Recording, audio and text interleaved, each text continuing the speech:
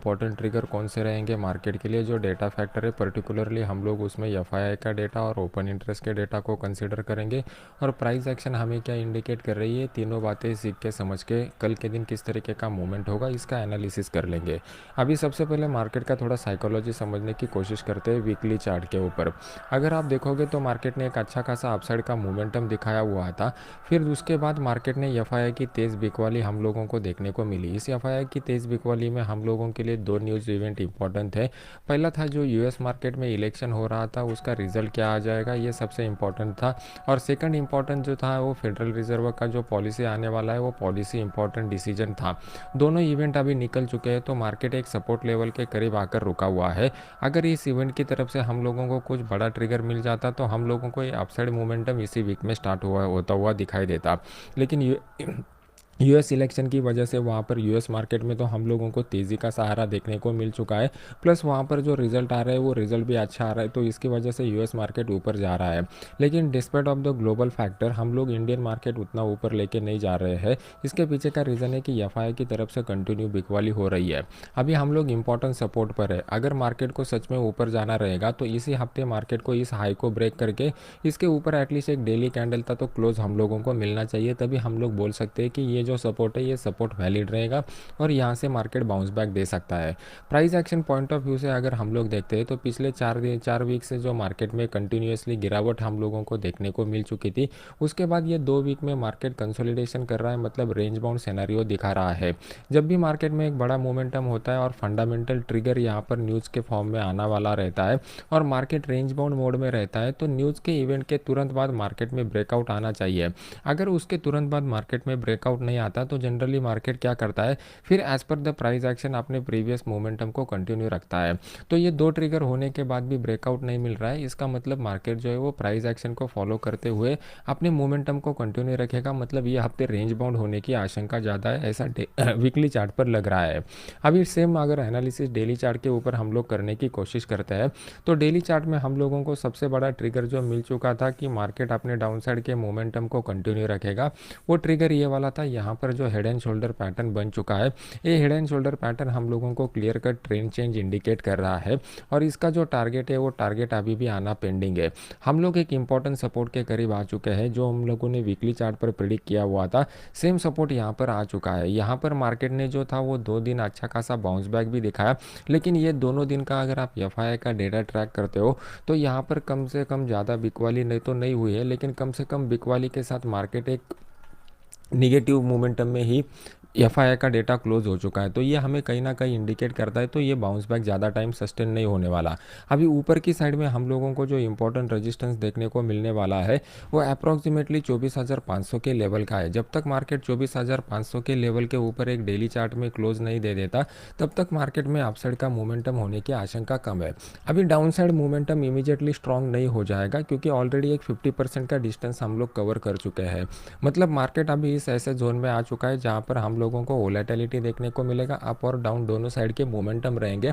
और day trader के लिए यही सबसे रिस्की वाला फेज रहता है। ज़्यादातर डे ट्रेडर का जो पैसा चला जाता है वो रेंज बाउंड मोमेंटम में चला जाता है। मार्केट में क्लियर कट डाउन साइड का मोमेंटम कब डेवलप हो सकता है, नीचे की साइड में ये जो 23,890 का लेवल है, इस लेवल को मार्केट अगर डाउन साइड की तरफ ब्रेक करता है तो डाउन साइड का स्ट्रॉन्ग मोमेंटम हम लोगों को देखने को मिलेगा। इन बिटवीन वाला जोन जो है, मतलब आने वाले 1-2 दिन रहेंगे वो डे ट्रेडर की दिक्कतें बढ़ाने वाले दिन रहेंगे। अभी जैसा मैंने आपको यहाँ पर एक्सप्लेन करके बताया कि वॉलेटिलिटी बढ़ने वाला है, क्या इसका इंडिकेशन हमें 15 मिनट चार्ट दे रहा है क्या? बिल्कुल दे रहा है। अगर आप यहाँ पर देखोगे तो 15 मिनट चार्ट में मार्केट ने ये नीचे की साइड में 24,050 के करीब का लो लगाया था और उसके तुरंत बाद मार्केट में 24,280 का लो लगाया, मतलब इतना बोला स्ट्रॉन्ग वॉलेटिलिटी हम लोगों को यहाँ पर देखने को मिल रहा है, तो थोड़ा कॉशियसली हम लोगों को ट्रेड करना पड़ेगा।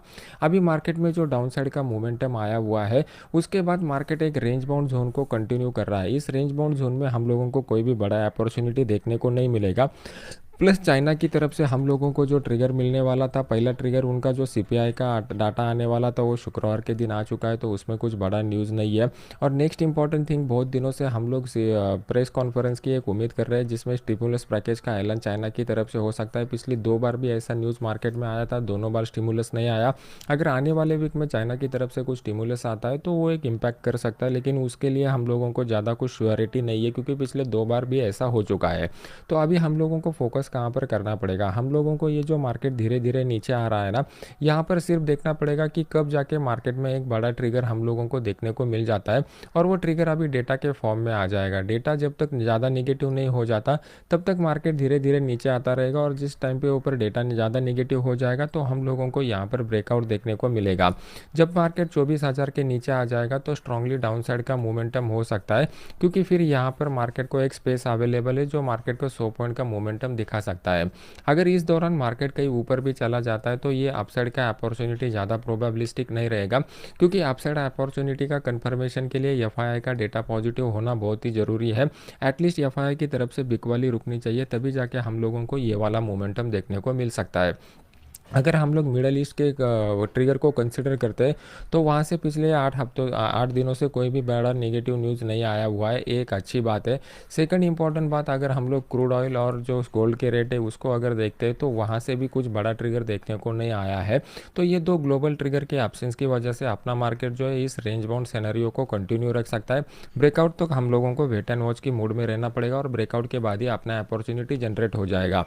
अगर लाइव मार्केट में मुझे कुछ अच्छा अपॉर्चुनिटी देखने को मिल जाता है तो जैसा मैं अपने फ्री वाले चैनल में अपडेट कर रहा हूँ उसी तरीके का अपडेट लाइव मार्केट में यहाँ पर दे दूंगा। इस फ्री वाले चैनल का लिंक वीडियो के नीचे डिस्क्रिप्शन बॉक्स में मैंने डाला हुआ है, आप वहाँ पर जाके इसको ज्वाइन कर सकते हो। अभी देख लेते हैं कि बैंक निफ्टी हमें क्या इंडिकेट कर रहा है, बैंक निफ्टी का बेस्ट सिनेरियो कहाँ पर देखने को मिल सकता है। जैसा मैंने आपको प्रीवियसली बताया हुआ है कि वोलेटिलिटी जो है as compare to the Nifty, bank Nifty में बहुत ही ज़्यादा है, तो आपको यहाँ पर कॉशियसली रहना पड़ेगा। बैंक निफ्टी में जो इंपॉर्टेंट रेजिस्टेंस लेवल हम लोगों को देखने को मिल रहा है वो 52,500 के करीब का देखने को मिल रहा है। ये बहुत ही स्ट्रॉन्ग रेजिस्टेंस है। नीचे की साइड में हम लोगों को जो सपोर्ट देखने को मिल रहा है वो 50,500 के करीब का देखने को मिल रहा है। ये भी एक स्ट्रॉन्ग सपोर्ट की तरह काम करेगा, मतलब ये 2,500 पॉइंट का जो रेंज बना हुआ है, जब तक मार्केट इस 2,500 पॉइंट के रेंज को ब्रेक नहीं करता तब तक बड़ा मोमेंटम हो नहीं सकता। अगर आप अपसाइड मोमेंटम की प्रोबेबिलिटी देखोगे तो ये अपसाइड मोमेंटम की प्रोबेबिलिटी लो है, और अगर आप डाउन साइड मोमेंटम के देखते हो तो डाउन साइड की मोमेंटम की प्रोबेबिलिटी थोड़ी ज़्यादा है। इसके पीछे का रीज़न ये कि है कि मार्केट जो है वो प्राइस एक्शन को फॉलो करेगा जब फंडामेंटल न्यूज़ वाला ट्रिगर आपके लिए एब्सेंस रहेगा। तो यहाँ पर हम लोगों को क्या करना पड़ेगा, यहाँ पर एक जो इंटरमीडिएट सपोर्ट वाला लेवल निकल करके आ रहा है जो अप्रॉक्सीमेटली 51,000 के करीब आ रहा है, उसके नीचे अगर मार्केट आ जाता है, यहाँ पर 1-2 दिन मार्केट टाइम पास करके फिर इस लेवल को अगर मार्केट ब्रेक करता है तो यहाँ पर भी एक आपके लिए अपॉर्चुनिटी क्रिएट हो सकता है। साइकोलॉजी पॉइंट ऑफ व्यू से अगर हम लोग बैंक निफ्टी को कंसिडर करते हैं तो बैंक निफ्टी भी अभी भी रेंज बाउंड जोन में फंसा हुआ है, मतलब मार्केट में जो है वो बायर और सेलर के बीच में कन्विक्शन की बहुत ही कमतरता है। तो हम लोगों को थोड़ा कॉशियसली यहाँ पर रहना पड़ेगा। अभी बैंक निफ्टी में अगर हम लोगों को डेली चार्ट के बजाय 15 मिनट चार्ट में बेस्ट अपॉर्चुनिटी ढूंढना है तो as compare to the Nifty, bank Nifty में हम लोगों को वो अपॉर्चुनिटी मिलने की उम्मीद कल के दिन ज़्यादा है। जो हम लोगों को इंपॉर्टेंट सपोर्ट देखने को मिल रहा है वो अप्रॉक्सीमेटली 51,511 का सपोर्ट है। अभी price action point of view से अगर हम लोग देखते हैं तो इस इंपॉर्टेंट सपोर्ट के नीचे अगर मार्केट आ जाता है तो हम लोगों को एक डाउन साइड का मोमेंटम बनता हुआ दिखाई देगा। प्लस अगर आप लोग open interest data point of view से भी कंसिडर करते हो तो 51,000 का जो लेवल है वहाँ पर 51,500 का जो लेवल है वहाँ पर पुट की साइड में अच्छा खासा ओपन इंटरेस्ट बन चुका है। जैसे ही मार्केट इस लेवल के नीचे आ जाएगा, यहाँ पर जिन्होंने अपसाइड के पोजीशन बनाए हुए थे और होल्ड करके रखे हुए थे वो लोग रिस्क पर आ जाएंगे, और उनकी ट्रैपिंग की वजह से मार्केट में एक लॉन्ग अनवाइंडिंग का फॉल हम लोगों को देखने को मिल सकता है। बेस लेवल में हम लोगों को इंपॉर्टेंट सपोर्ट जो देखने को मिलेगा वो 51,081 का देखने को मिलेगा, मतलब अप्रॉक्सीमेटली अगर आप यहाँ पर देखोगे तो हम लोगों को 400 पॉइंट का एक स्पेस मार्केट यहाँ पर दे रहा है। ये एकदम हाई प्रोबेबिलिस्टिक अपॉर्चुनिटी रहेगा।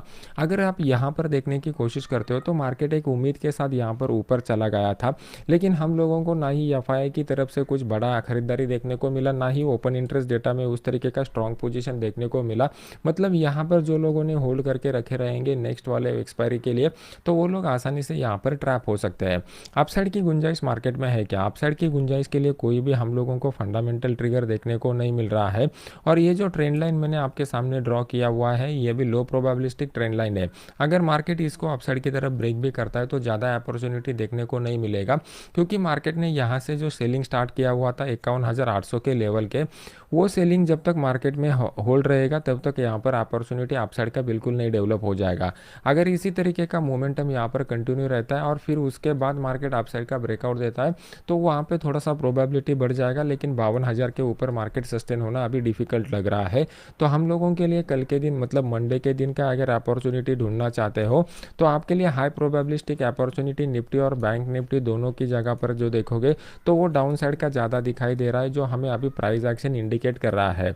अगर डाउ जोन्स में हम लोगों को अपसाइड का मोमेंटम देखने को मिलता है तो वो उनके इलेक्शन रिजल्ट की वजह से आया रहेगा। तो हम लोगों को अभी एक इंडिया स्पेसिफिक सिनेरियो लेके चलना चाहिए। जब बड़ा ग्लोबल ट्रिगर रहेगा तो हम लोगों को वो ग्लोबल ट्रिगर को कंसिडर करना पड़ेगा, लेकिन दो बड़े ग्लोबल ट्रिगर अभी निकल चुके हैं। तो इंडिया स्पेसिफिक प्राइस एक्शन के ऊपर प्लस ओपन इंटरेस्ट और एफआईआई के डेटा के ऊपर हम लोग फोकस करेंगे और उस तरीके से मार्केट में पोजीशन बनाने की कोशिश करेंगे। जैसा कि आप लोगों को यहाँ पर कुछ दिक्कतें